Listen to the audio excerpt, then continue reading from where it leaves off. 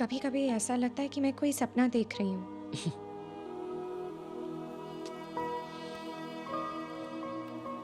जिसे बचपन से दिन रात सोते जागते देखा हो ना, अगर वो सपना सच भी हो जाए तो सपना ही लगता है। लेकिन ये सपना नहीं है। हाँ देखा, सपना नहीं है। हाँ, लेकिन पता नहीं क्यों एक अजीब सी फीलिंग आ रही है। ऐसे लगता है कि कुछ गड़बड़ है। सब कुछ इतना अच्छा कैसे हो सकता है? ये सभी मिडिल क्लास लोगों की प्रॉब्लम है। सक्सेस तो चाहते हैं, लेकिन जब मिल जाती है तो उसे डर लगने लगता है।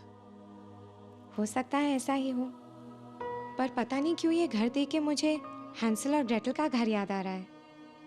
बोलो, कहाँ रहते? तुम्हें हैंसल और ग्रेटल की कहानी नहीं मालूम? कहानी? देखो यार, मैं तुम्हारी तरह प्ले ग्रुप स्कूल नहीं गया, तो मुझे नहीं पता। अरे सुनो, मैं बताती हूँ। अभी नहीं सुनी मुझे कहानी? अरे सुनो ना। हैंसल और ग्रेटल नाम के तो बहुत ही मासूम बच्चे थे, भाई बहन। लेकिन एक दिन उनकी सौतेली मॉम के वजह से उनके डैड ने उन्हें अकेली जंगल में छोड़ दिया। वो दोनों बेचारे भूखे प्यासे 2 दिन तक जंगल में अकेले भटकते ही रहे। फिर अचानक उन्हें एक घर दिखा, चॉकलेट से बना हुआ। वो दोनों उस चॉकलेट के घर को देख के खुशी के मारे झूम उठे, जैसे हम झूम रहे हैं। उस घर की खिड़कियां और दरवाजे व्हाइट चॉकलेट से बनी हुई थी, और उस दरवाजे के ऊपर अलग अलग कलर की कैंडीज लगी हुई थी, और छत पे एक बहुत बड़ी रेड कलर की चेरी थी, इस झूमर की तरह। हैंसल और ग्रेटल भाग के गए और उस दरवाजे पे लगे कैंडीज को खाने लगे। लेकिन तब एक दरवाजा खुला और अंदर से एक बूढ़ी सी औरत बाहर निकली। उसके सर पे भूरे भूरे बाल थे और उसके पूरे चेहरे पे झुर्रियां थी। जैसे तुम्हारे चेहरे पे। What? I mean, जब बूढ़ी हो जाओगी तुम्हारे चेहरे पे झुर्रियां होंगी। सुनो ना।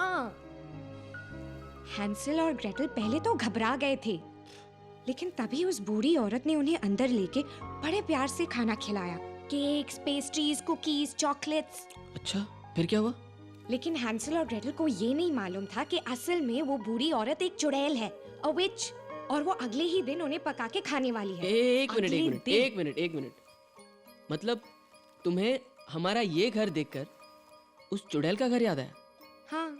एक लाफा दूंगा। इतनी मेहनत करके ये सब हुआ है और तुम्हें फेरी टेल लग रहा है? देखो, ये सब सच है। ना ही कोई फेरी टेल है और ना ही इस घर में कोई चुड़ैल है। तुम्हें छोड़ के। What? Shut up. तुम्हें छोड़ के। तुम भी चुड़ैल जैसी हो। कम ऑन आरजू, झगड़े तो होते ही हैं होने के लिए। तुम्हें पता है, जब मैं यहाँ आई थी तब बिल्कुल तुम्हारी तरह थी। जब शॉन बिजी होने लगा तब मेरे भी बहुत झगड़े होते थे उसके साथ। लेकिन अब मुझे आदत पड़ गई है, एंड आई एम हैप्पी। मेरी मानो तो तुम भी कोई जॉब ढूंढ लो, क्योंकि अकेलापन बोर करेगा और इंतजार झगड़े करवाएगा।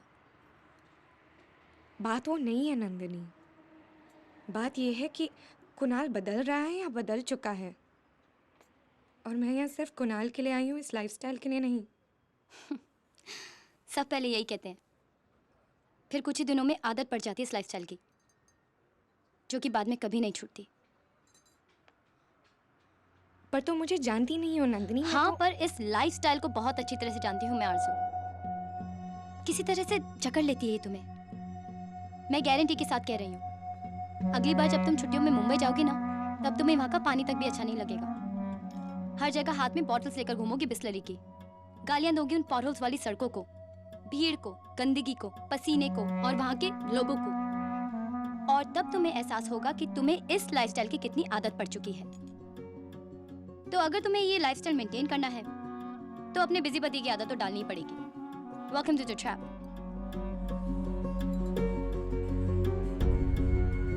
कल रात जो कुछ भी हुआ उसके लिए आई एम वेरी सॉरी जू। आई नो तुम यहाँ सिर्फ मेरे लिए आई हो, यहाँ तक कि तुमने अपने बच्चों का स्कूल खोलने का सपना भी छोड़ दिया ताकि मेरे सपने पूरे हो सके। और बदले में मैंने तुम्हें क्या दिया? तुम्हारा बर्थडे भूल गया, तुमसे ऊंची आवाज में बात की। I hate myself so. Very sorry. Hey, babe. I couldn't stop thinking about you. Rosa, I'm sorry for whatever happened. It's wrong.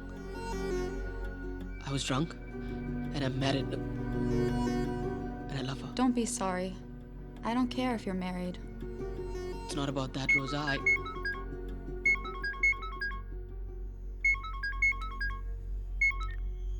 Yes, sir. Office में हो ना? जी सर. एक काम करो, मेरे कैबिन में जाओ. Okay, sir. Kunal, Kunal, report. Sorry.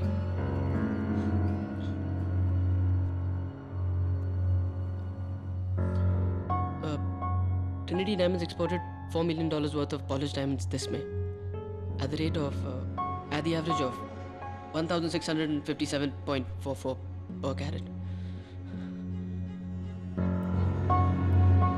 The volume of exports in May increased by 53%. Sorry, by 33.2%. Imports rising by